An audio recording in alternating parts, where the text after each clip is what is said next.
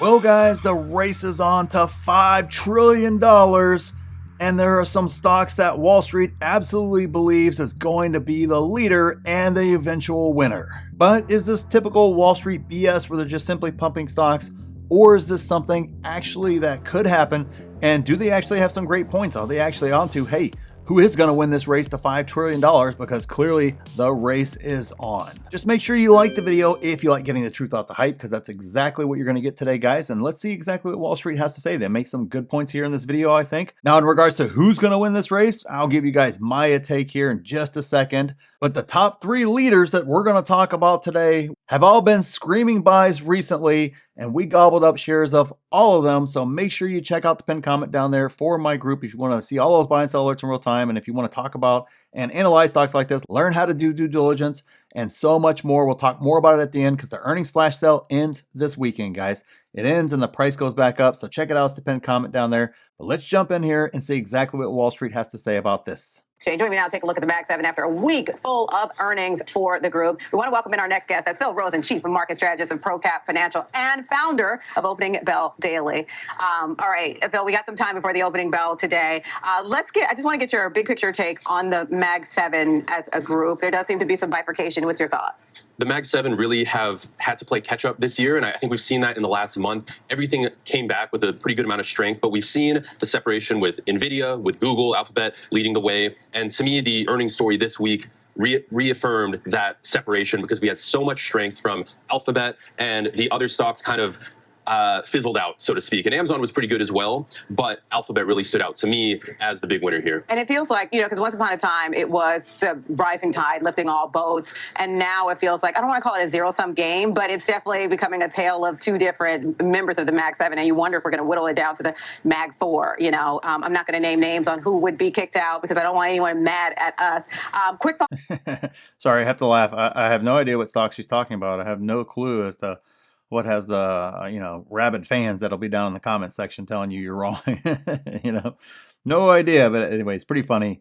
Even those guys are aware that, hey, you got to be, you don't want to rile up the crowd too much per se. From you on these records, I mean, amazing, right? Momentum that we've seen in the market. It is unbelievable. And this looks just like the V-shaped recovery that we saw a year ago with Liberation Day. So we went all the way down and then all the way back. And we just had the best stock market month, I think, in 6 years. Yes. And that is just mind-blowing considering how bearish sentiment got with the Iran conflict, with all the AI fears and people worried about semiconductors getting too stretched, and yet they keep going. So records are probably going to keep getting broken in this bull market right now. It seems like it. That's exactly what happens whenever stocks go down for really no good reason. This latest round, obviously Liberation Day last year, was, I don't know how many videos I put out in a row there that I had to, most of it went crazy. And so I had to put out a bunch of videos about it there in my group. That was basically my message was buy the dip. This is normal stuff. This isn't out of crazy. This isn't, this is, this happens all the time. Buy the dip. It was really simple. Earnings are going to be great. I don't see how this is going to affect anybody's earnings long term.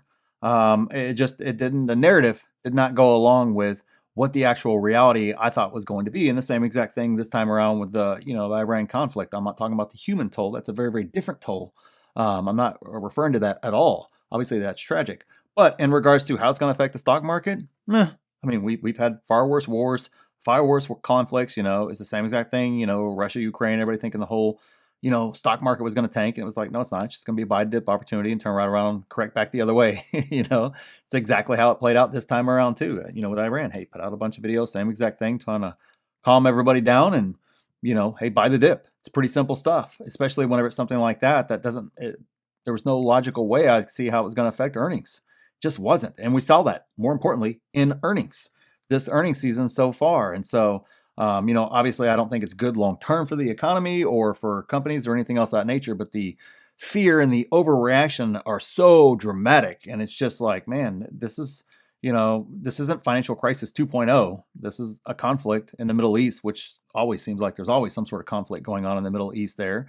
In regards to that, and just to me, the effects, if there's going to be effects, we might feel them a year from now. It's definitely not going to be right now in regards to that, if any. In regards to that, I think people don't understand how resilient the economies are and how resilient these businesses are. More importantly, especially some of the high flying mega caps that are out there, they're going to pivot in a different direction. They're going to handle it very well. They're going to handle it better than most, and they're going to move forward. And that's what their history has shown. And that, more importantly, is how it has played out so far during this particular crisis. So, for me, it was definitely a easy buy the dip opportunity. So I agree with them 100% there. In the direction of S&P futures right now. Let's talk Apple. I mean, they did well on so many metrics. The only soft spot seems to be iPhone sales, but it wasn't even really their fault when you think about it. I mean, iPhone sales to me looked absurd. I think it was their best March quarter ever. So they did $57 billion in just iPhone revenue. And if you put that in context, see, she started off trying to create a narrative there, and he just immediately blew it out of the water with, well, no, it was a record March quarter.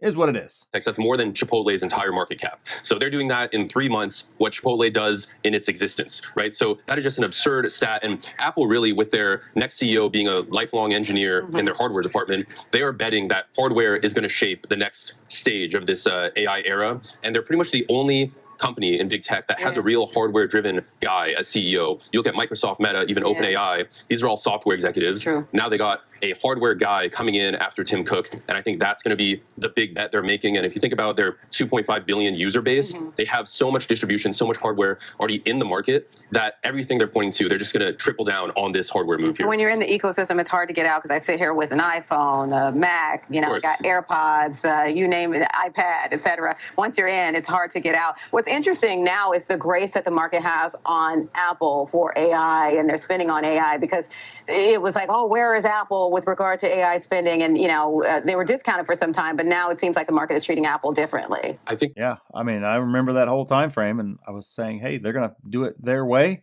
And I think more importantly for me, everybody chasing LLMs and a lot of other things like that, that's not going to be the end all be all with AI. AI is going to be represented in thousands of different ways.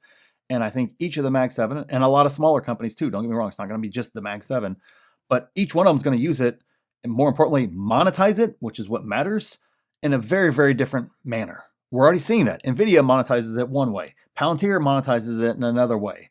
A lot of other companies are working on some things and are not necessarily making a lot of money on it yet. Tesla's trying to, monetize it in a completely different way, through Robotaxi and hopefully Optimus one day. Everybody's trying to do it a different way, but yet for a long while there, Apple was getting criticized because they weren't chasing the narrative, the LLM narrative that everybody was trying to get, right? Everybody had one. Everybody was working on one. And I just kind of went, they're going to do it their own way. Yes, I would love for them to take a much more aggressive approach towards moving into the AI space more, especially since I think they have a unique opportunity that nobody else will be able to match with exactly what she talked about, being locked up in the ecosystem there. That's a unique opportunity that nobody else has across the board to infiltrate so many different parts of your life with AI and make their, basically make their ecosystem at a point where you couldn't get out, even if you wanted to, because it should be so good.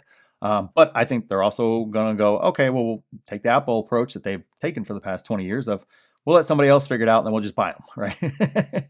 Or they'll pay for the feature or whatever the case is there. That's another approach to it. In the end, it doesn't matter. You can say, oh, that's crap. Oh, that's stupid. Oh, that makes them a laggard, whatever the case is.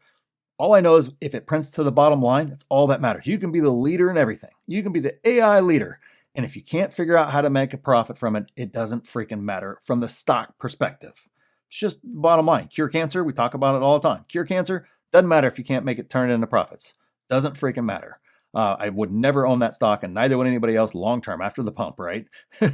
After you got the pump, nobody would own it because you can't make any money off of it. Sorry. It's all that matters. Solve the world's issues, and it doesn't matter if you can't make a profit in regards to stock investing. And Apple is one of the best, if not the best, at squeezing margins, money, and everything else out of especially hardware. Nobody does it better than Apple in regards to that. So I think they will find a way to be a winner in the AI race. It will just be very, very different than everybody else. They realized that the hardware moat is pretty significant. And over the last year, everyone thought Apple was lagging in the AI race. But I think very recently, especially with earnings this week, people are realizing Apple wasn't even playing the same game. They're not trying to create AGI. They don't want a God-powered AI bot that's internal to their company because they can just essentially outsource that and put it into their massive hardware moat and distribution. Let's talk Alphabet. Google just did a quick check on how it's been performing this week, up more than 10% this week alone. Strong outperformer when you think about the Mag 7. They did so well on their earnings. What's your take on Alphabet, Google?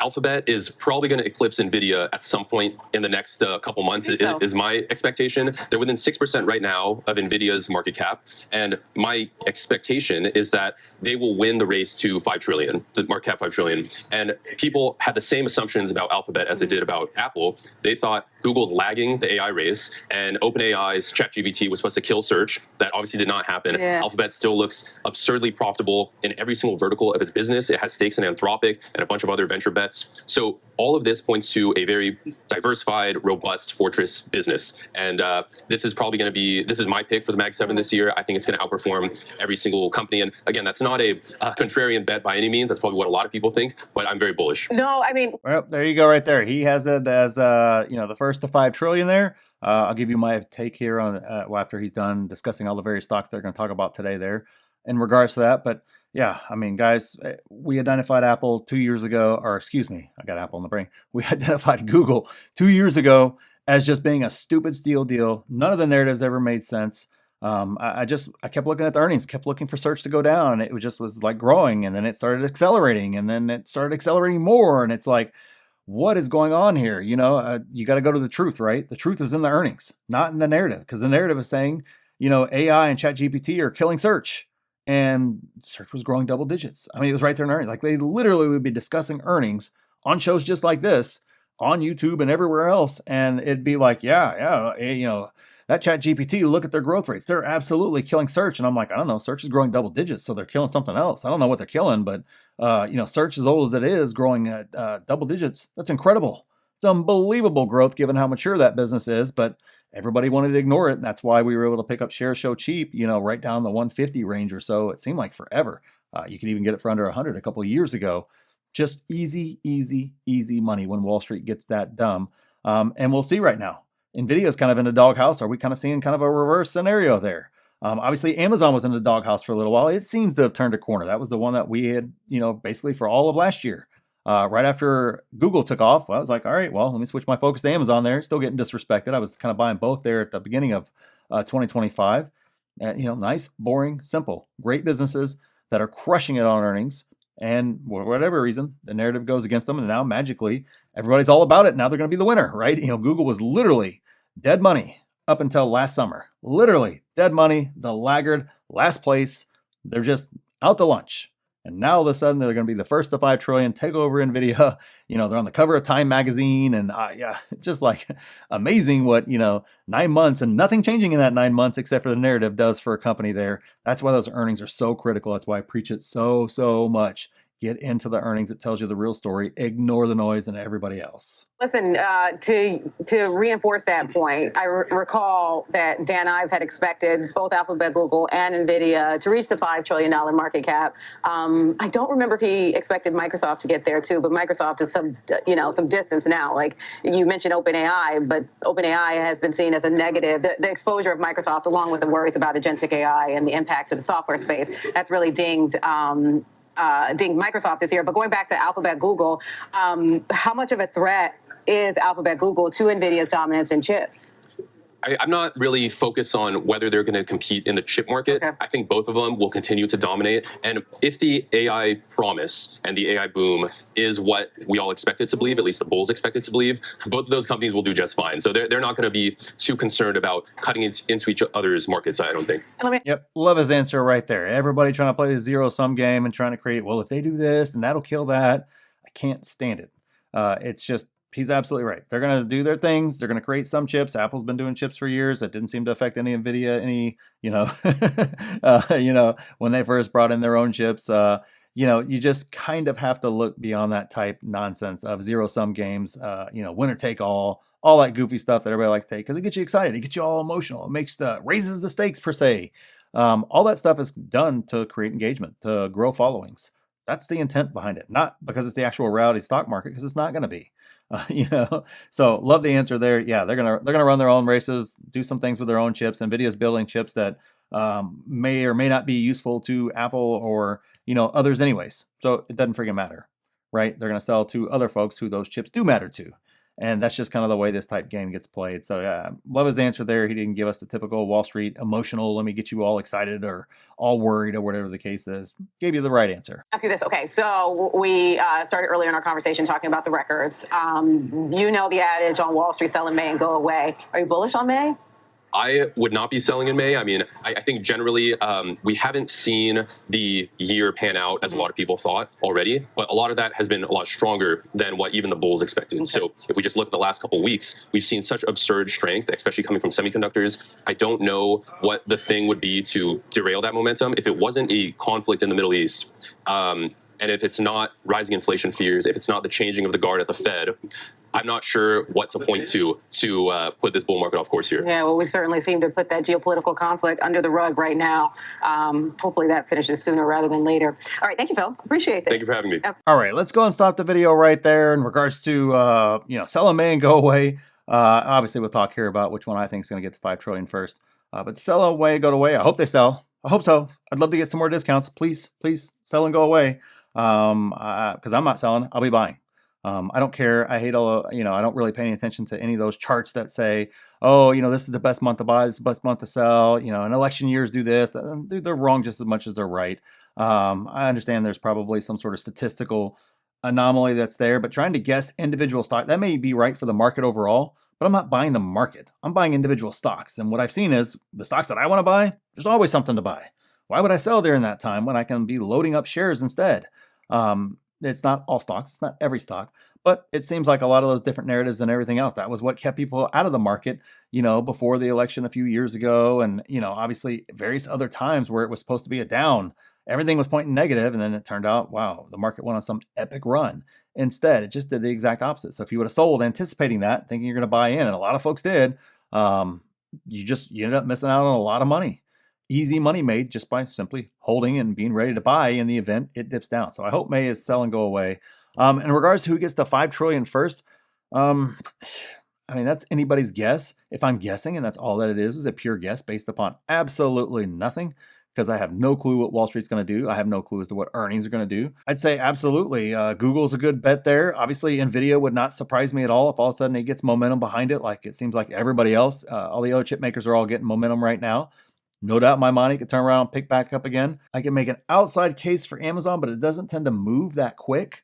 In regards to that, it tends to be more of a slow moving business. And on top of that, I think this CapEx cycle is going to really, it may prevent everybody from getting to 5 trillion, to be honest. So somebody's going to have to figure out how to get past that CapEx hit that everybody's getting ready to take and will continue to take over the next year or two. So that might very well make NVIDIA actually the better bet for it long term in regards to that, because Google's going to have to take, and they have already stated they're going to increase that CapEx. And of course, then they're going to start taking the hits for that CapEx. Now, I don't know how they're necessarily going to spend it. So, we'll have to wait and see on that. So yeah, actually, I think if I really, really had to, put money on it, and I don't put money on this type stuff, but if I did, I'd say in terms of how it lines up right now, NVIDIA would be the best bet, just because everybody's spending money on what they have, not them having to spend money the opposite direction there in regards to that. So as this kind of starts working through the system, these CapEx numbers, it wouldn't be surprised if some of the other Magnificent Seven stagnated a little bit at least. And obviously, as a company like NVIDIA, who is not having to spend all that money on CapEx, but is indeed a recipient of a lot of that CapEx spend, continues to move forward. But again, it's Wall Street. It's silliness to try to guess that sort of stuff. I'm doing it for fun, just right here with you guys, trying to give you guys my raw thoughts on that in regards to that. Am I investing based on that? Absolutely not. A million things could happen until we get there. I invest based upon fundamentals. What is the best place for my capital based upon my plan, based upon my goals and everything else, which if you don't have that sort of stuff and you want to work directly with me to do that, the earnings flash sale ends this weekend to get that through free courses, through free coaching, through the best 6, 7, and 8 figure Discord out there, on those live Q&As that we do all the time for you guys there in the group, all the different discussion that happens all day long, every day there in the mastermind section. Guys, there's so much involved. Check out the pinned comment, see if a membership's right for you. And click this video here if you want to see exactly what I'm buying in this market.